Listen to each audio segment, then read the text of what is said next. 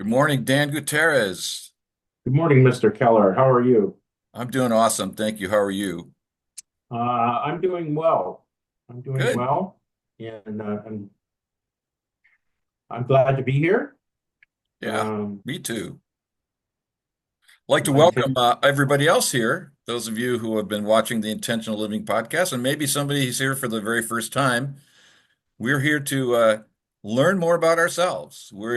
Dan and I are practitioners of intentional living, the intentional living process that our mentor John Donovan taught us many years ago, and we all continue to learn from it because it's a wonderful process for learning about what's hidden deep in our subconscious, bringing it into consciousness.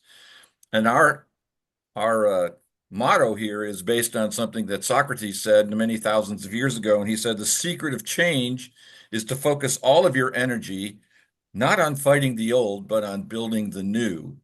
And it's our understanding, the Socratic uh, saying is when I discover what's going on in my subconscious, bring it to the light, I can then use it to create the life I want to live.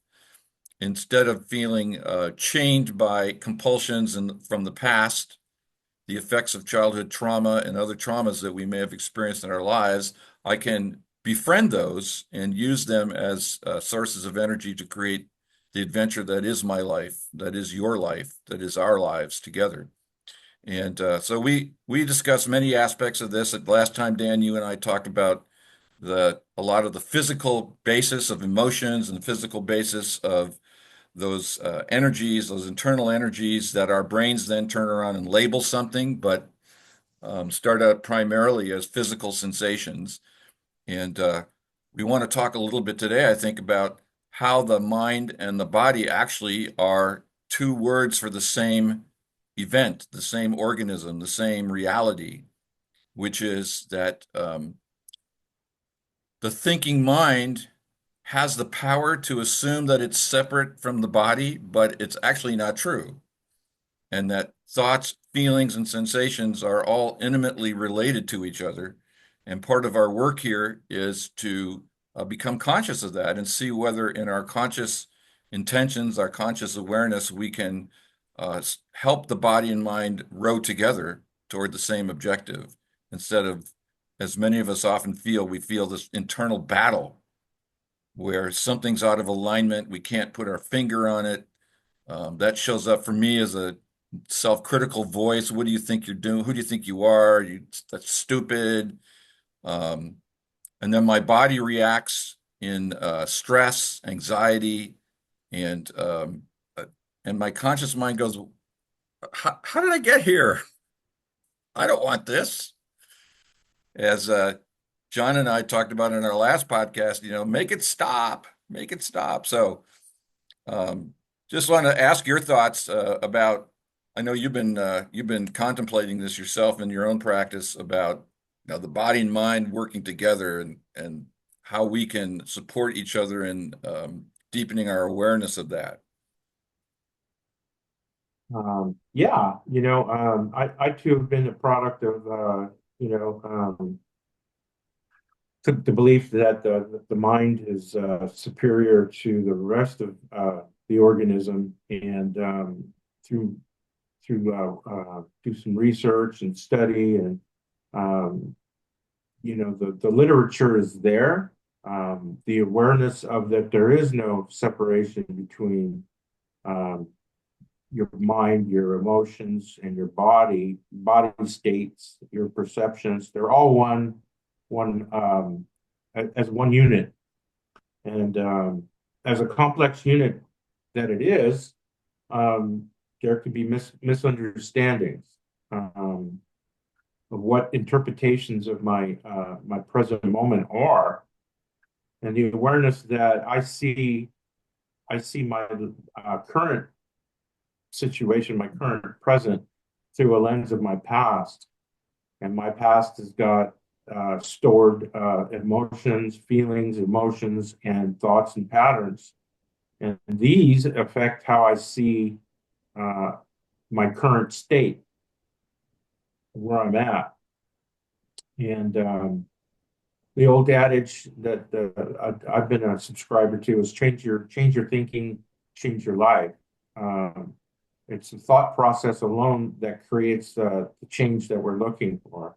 And what I'm discovering is that my thinking, like you were saying, affects how I feel, my my emotional state, and my emotional state reinforces my perception.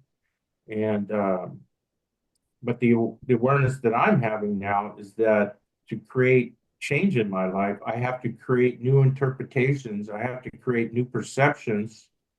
And the way to do that is to have new experiences. Um, and I've been aware that I've, I've been always doing this. The new experiences create a new reality. But it's never come into alignment more solidified than lately here. Um, if I want to change my life, I have to create an opportunity to have new experiences, which means for me is to words like challenge, force, uh, coerce myself into having a new experience by forcing myself to do something. And what I've learned is that I need to bring aboard, quote unquote, my past, my feelings. I need to bring them along rather than eliminate them.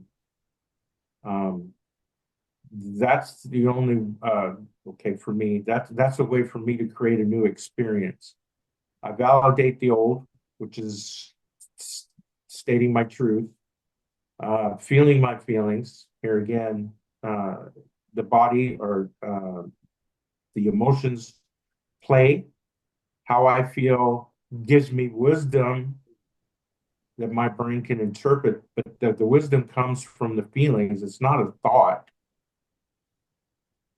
When I allow myself to be in that emotional state or be in my body, the wisdom arises spontaneously.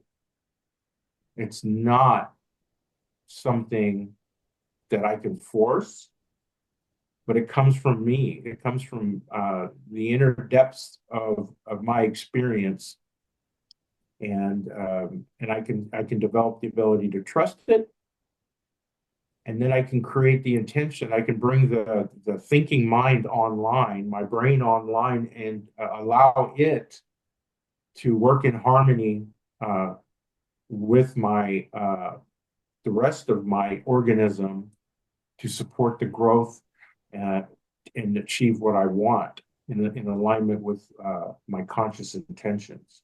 I know I just said a lot of stuff there, but how do I create a new experience? Well, in our practice, we use the accountability tree, and through stating my truth, right, the results in my life, that's my brain making assessment and a perception. Feeling, allowing myself to feel, is bringing the rest of my organism online, and then asking myself what it is that I want, and allowing myself to be present to that. And then something comes up, and then I create the intention for what it is that I want to have. That's how I create a new experience, by setting the intention. The intention is, I don't know, to me is a declaration to the universe. This is the experience I want. Give me this new experience. And by creating the new experience that I consciously want, I give my mind, my brain, a new experience to predict from. Instead of having my entire past be this one perception, the new experience gives me a new past to choose from. And based on that, I can predict different things in the present moment. If I have a new experience that feeling my emotions or feeling my feelings is safe, my brain is going to use that to create the next time that I'm having an experience that I'm avoiding my feelings, it can predict that, hey, the last time we had this experience, would you be willing? There was a safe experience and you manifested what you wanted. So that's how I can create the new experience that I'm looking for, is through the engagement of creating an intention. That's how I actively participate consciously in creating the life that I want, by So, if, using the emotional experience in alignment with my capacity of my brain to engage the processes, to to to play the, what I resist persists. If I want change, I have to do this. And what allows that is me to feel safe in my body, to downgrade the adrenaline response, to negate the cortisol, is to get to a level where my brain comes back online and allows the organism to function as one unit rather than be hijacked by the adrenaline, which in turn takes me out of my rational mind and puts me back in my past, to the perception that what I'm experiencing now is is creating an emotional response, which is fear, and keeps me away from trying having a new experience, because I can't learn in a state of adrenaline and fear. It's impossible. so I wonder if we couldn't, for the newcomer, give a concrete example of the the process that you just outlined. Um, If you don't got one, I got one. okay. I had an experience where my past limited me from engaging. My old patterns of thinking were to blame somebody else for how I was feeling. And through having new experiences, and I allowed my brain to come online, keep and go to rationally go, this is not what's happening. They're not creating this feeling that you're experiencing. It's you, me, the entire organism is going, it's his fault or her fault that we're feeling this way. Based on what I was feeling, the new experiences that I've had, my mind goes, that's not true. The struggle is with you. The discomfort you're having is that you're not keeping yourself safe, which is my responsibility. So, how do I keep myself safe? I set boundaries. It was my fear. If I set a boundary, I was going to lose the attachment to this person or group of people or an organization. And that's old behavior. So this is going back and forth. So how am I feeling? How am I thinking? And the feeling has influenced the thinking with new information. I'm able to come to a different conclusion and create a different reality. The issue I was having is that I didn't feel safe setting boundaries, because if I set a boundary, there was something I was going to lose. I had setting boundaries with losing attachment. And it's like, okay, I want to have a new experience. I want to set boundaries and see what happens.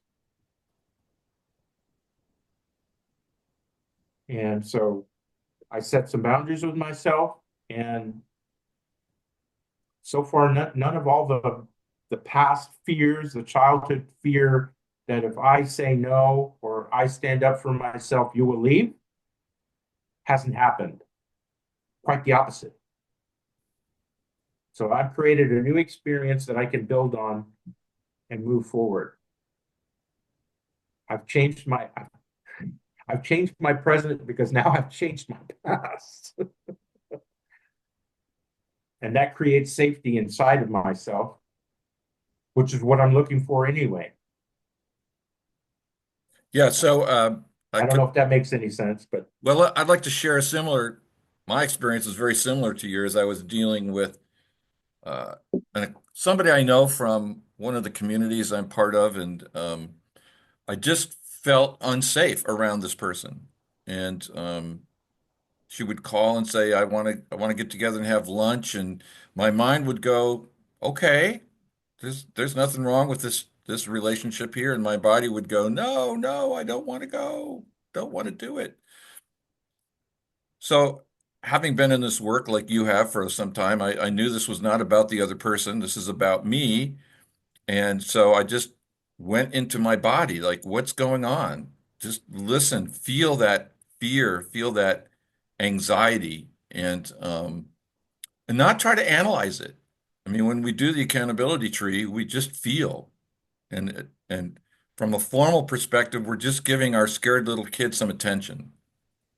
When I just feel that fear and I do my best to focus in my body. Where am I feeling this most acutely? What's the sensation? To focus on it. And it's like just a metaphorical version of hugging our little kid, just giving our little kid attention. Our little kid's feeling is validated. This is what we did not get as children. That's why this is persisting 60, 70 years later. Um, and so then when I did that, I could then, like you said, engage my mind and say, okay, what do I want? And I've cultivated, I think similar to you, I've cultivated the practice of when I ask the question, what do I want? To let my body give me the answer. Let it just show up in my consciousness without trying to force it. Um, I want to feel safe. I want to feel peaceful. Almost always what I want is to feel peaceful. I want to feel stress-free. I want to feel at ease. So I just, like you said, I set the intention then. I intend to feel at ease and stress-free, and then see what happens. And next time the person calls and I see the person's name on my phone and that angst arises, I can do it again. Just take it easy. Now, the question, that allows me then I love what you said about the new perspective or the new adventure. Was that your word? Creating something new, new experience, yeah. new experience. So that new experience allows me to make a rational, engaging my mind, make a rational inquiries like, is this other person actually dangerous? My body's reaction is real, whether it's my own experience, of course, but it may also be telling me something about the external world that I can now pay attention to because I've worked on the part of me that for which that's an echo of my past. So what's the presence? What's the present my body's got to tell me? And that allows me to now make a different kind of decision that I separate I separate myself from my childhood fears and now I step into my adult consciousness. Like you said, is this a place where I need to set a boundary? And if it's a place where I need to set a boundary, what's the boundary I want to set? How do I want to be in relationship with this other person? I think as you were saying, I think what you were getting at is when I undertook that inquiry into myself, I had no idea what the response would be. I was opening myself to something new, and by definition, new means unknown. I didn't know ahead of time what would happen. But as you and I could tell people who are listening to this for the first time, we've been doing this process long enough to know that we can trust the results. That what happens when we, excuse me, when we sit with ourselves or we work together and we do the accountability tree practice, feel the feelings, state the truth, feel the feelings, ask what we want. Um, that this organism that we're talking about here, this body mind team, which isn't really a good term because it's not a team, it's a single thing, but it's going to give my awareness the information that I need. And then my life changes because now I can approach this relationship in a completely different way. And I can create safety for myself without guilt or fear or the old things that were in my rearview mirror because that's the way I was looking at things. Yeah. Yeah, that's the old experience is that what for me is um you know, this is one of those things that I have to remember and I have to translate that my adult experience of a childhood, which I don't have uh, direct access to, is an interpretation. Right. But over time, through conscious awareness of my situation, I could see a pattern develop, and I can validate my assessment of my experiences through my emotional resonance in my body. Um, but the experience has been that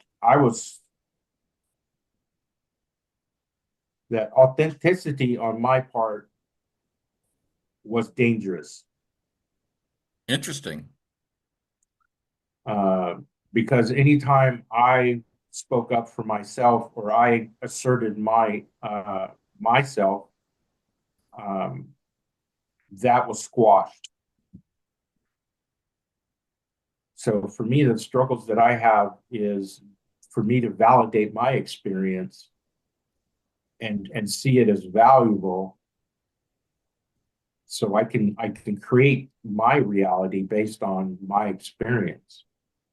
So it's difficult for me in doing this work is to create that self validation, and the accountability practice does that, um, without having to understand anything. Right. I don't have to have prerequisites to apply the process. All I have to do is apply the process. I don't need to know why. I just need to do the process. And the why be, and the why or the wisdom comes from doing the process. I don't get to know why before the process. Right. I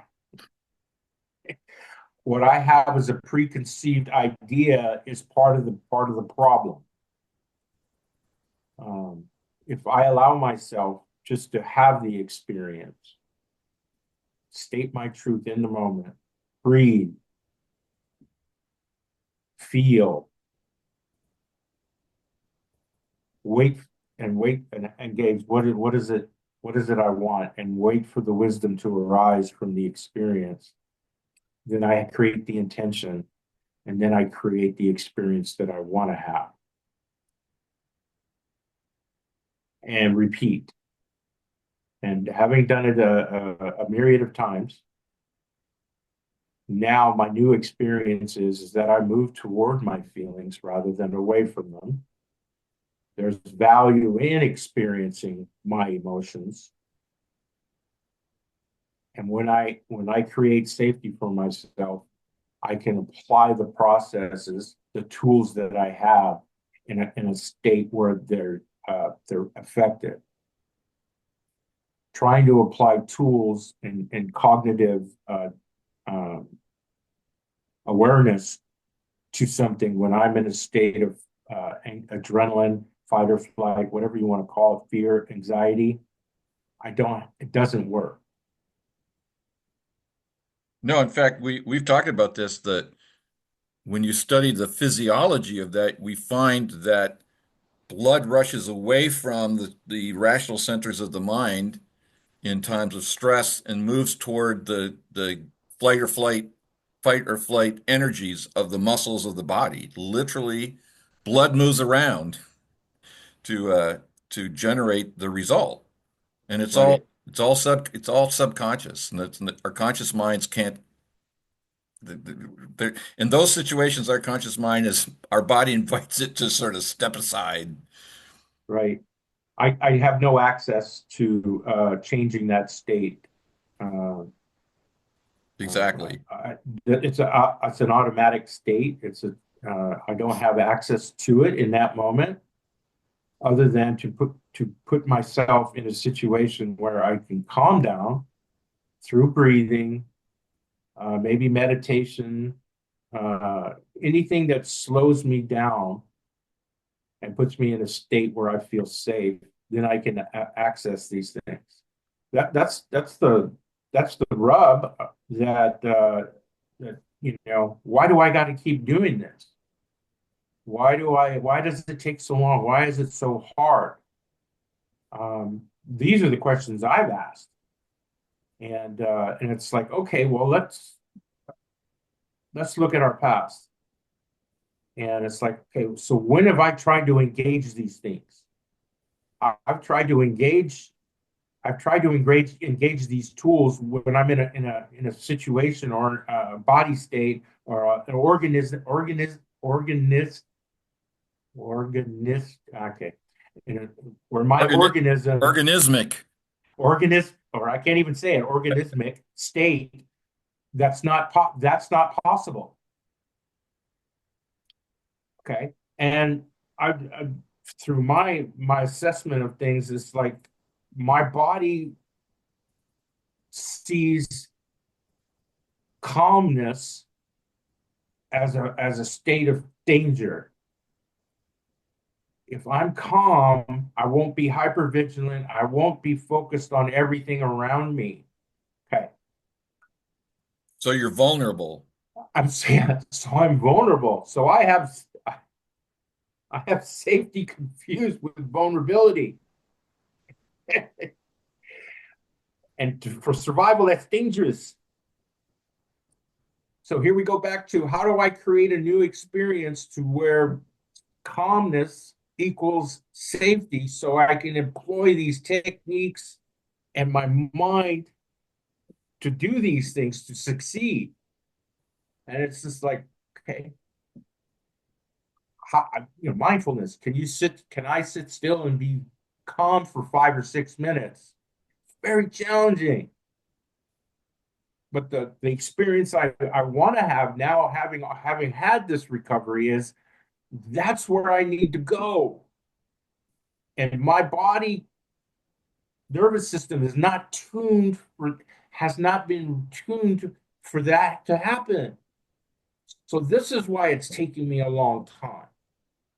It's not a judgment of there's something wrong with me.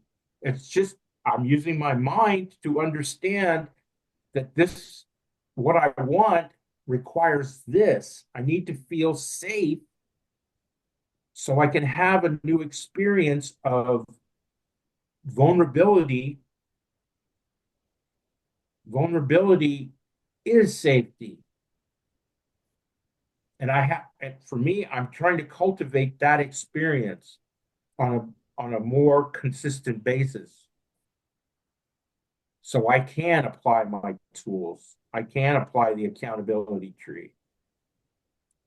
I mean, I watched myself, it's like I know I'm a diabetic, and all of a sudden I'm put myself in a situation where I've got to do something, do a group. That's where it shows up all the time. And right before I start the class, or a half hour before the class, this wave of what I call anxiety, fear, not feeling safe shows up. And what do? I run to quell that fear and anxiety through the use of food. That's been the pattern. That's been the organism trying to create safety for itself, to expend this anxiety energy so I can function.